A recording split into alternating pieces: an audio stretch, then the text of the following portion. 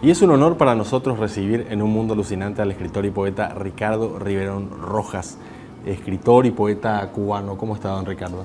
Pues muy bien, muchas gracias por esta invitación. Muy contentos de tenerla aquí un poco en el marco de lo que es la Feria Chacú Guaraní, con la presencia aquí de autores cubanos y entre ellos usted, don Ricardo.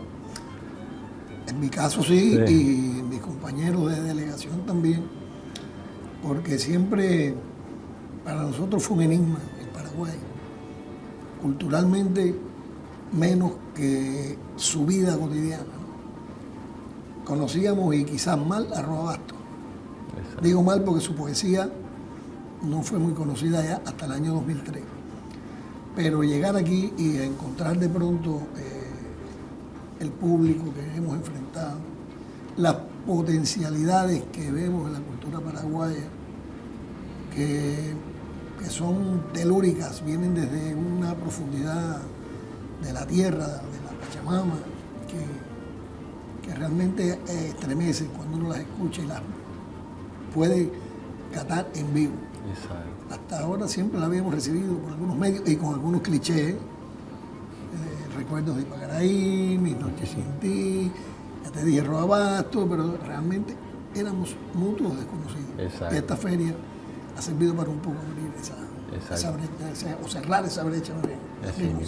Y nosotros muy honrados de tener a un país hermano latinoamericano aquí en Paraguay y poder disfrutar también.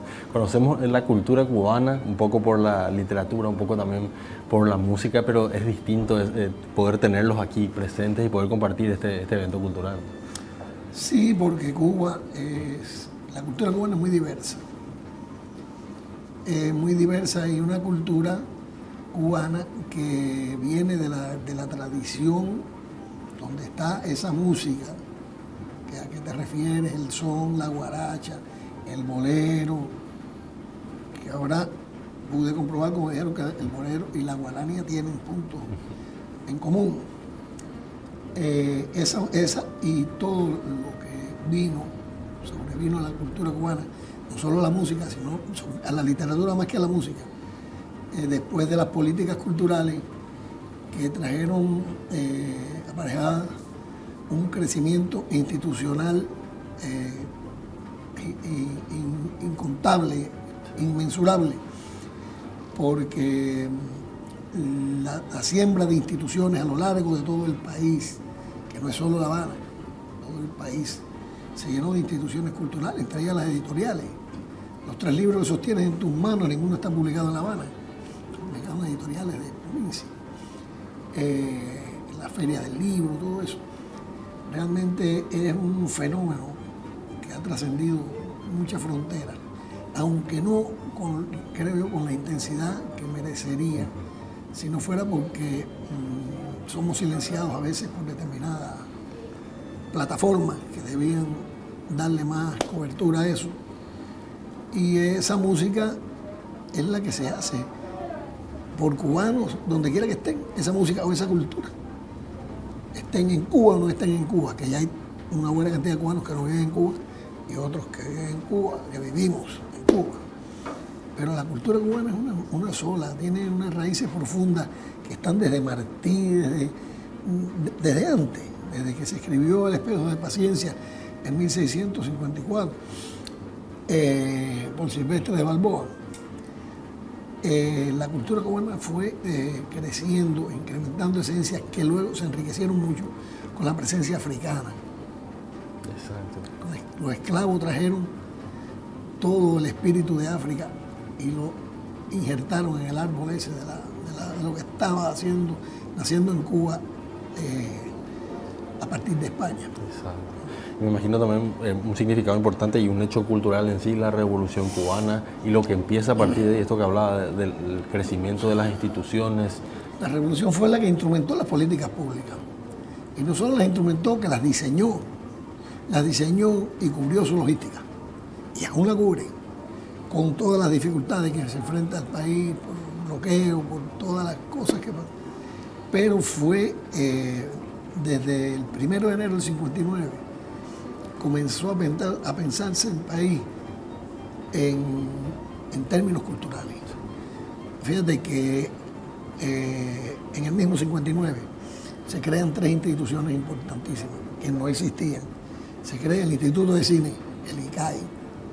Se crea la Casa de las Américas para difundir y llevar a Cuba toda la cultura que se hacía en América Latina, y la Imprenta Nacional de Cuba, cuyo primer título publicado fue El ingenioso Hidalgo Don Quijote de la Mancha, en edición de 100.000 ejemplares que se vendieron a un precio irrisorio. Te puedo decir, fueron 40 centavos de dólar, que era el peso y el dólar eran equivalentes en aquel momento.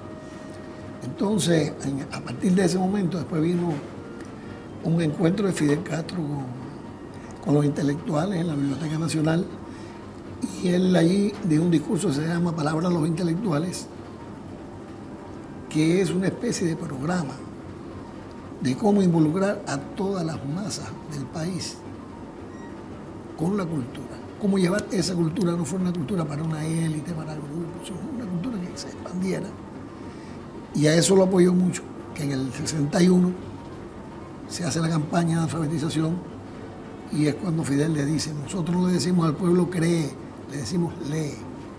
Y eso, algo que señaliza muy bien que la Revolución Cubana es una revolución de la cultura, aparte de ser una revolución de la política, de todos los factores de la sociedad cubana, todo lo que integra la sociedad cubana, la cultura, el protagonismo que ha llevado, es notable, y por eso está viva la revolución todavía. Así. Y hablando un poco de su obra, don Ricardo, podemos hablar un poco de su poesía. También tiene libros de otros géneros literarios. Sí, cómo no. Mire, yo empecé escribiendo poesía no rimada. Comencé al influjo de la antipoesía, una corriente que aquí en Latinoamérica ejemplificaba muy bien Nicanor Parra, Ernesto Cardenal. Yo empecé en los años 60, ya yo tengo una edad. Empecé, sí, a finales de los 60, empecé. Y cultivé esa poesía bastante tiempo y la sigo cultivando. A esta altura yo he publicado ya 22 libros. Están entre la poesía esa, la poesía rimada que me llegó después.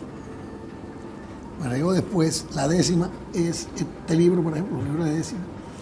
La décima es una estrofa que en Cuba le dicen la estrofa nacional, porque llegó de España y se nacionalizó, y en Cuba lo mismo se escribe que se improvisa. Y una expresión literaria, pero también una expresión musical.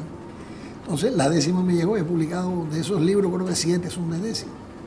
Este es una compilación de esos 7 libros, más de otras décimas que están en libros que no son de décima. También la prosa testimonial. Este otro libro que está acá fue un libro que fue Premio Nacional. Este fue Premio Nacional de la Unión de Escritores y Artistas de Cuba. Es un libro donde yo relato, hasta el año en que lo escribí, cómo mi vida se fue, es un libro de memoria, se fue vinculando con distintos aspectos ahí, desde lo que yo hice cuando era pequeño hasta lo que hice cuando era adolescente y joven, hasta lo que hice después ya de adulto, que no fue siempre lo mismo tampoco. Yo desempeñé muchos oficios antes de llegar a poderme dedicar de alguna manera totalmente a la literatura. Este libro recoge ese testimonio, y el otro que tienes ahí son testimonios que yo recopilé en los campos de Cuba durante 30 años. Empecé en el 77 y lo cerré en el 2007. Se hizo una primera edición, luego en el 2012 se hace una segunda edición ampliada, y en el 2018 una tercera edición más ampliada aún, porque yo primero tenía que recopilar, ir a buscar, preguntar, recopilar los relatos, que no he dicho que se llama El ungüento de la Magdalena, humor en la medicina popular cubana, porque las prácticas de la medicina popular cubana están llenas de humor. Todo lo que ocurre ahí son cuentos muy simpáticos, lo que la gente me narró durante todo ese recorrido que yo hice. Y se llama El ungüento de la Magdalena porque supuestamente es el que lo cura todo. Y la tesis es que la risa es la que lo cura todo, la alegría, la risa. Entonces, cuando yo recopilé todo aquello, hice la primera edición, ya no tenía que salir a recopilarlo. ya venían a verme a mí. La gente, mira, leí tu libro y te hago este relato. Y así yo, cada edición lo iba incorporando. Yo creo que es un libro infinito. Si yo fuera a incorporar en las otras ediciones que voy a hacer, lo que me han traído, no termino nunca. Nunca, porque la gente cuando lo lee me dice, bueno, mira lo que me pasó a mí, lo que le pasó a un vecino.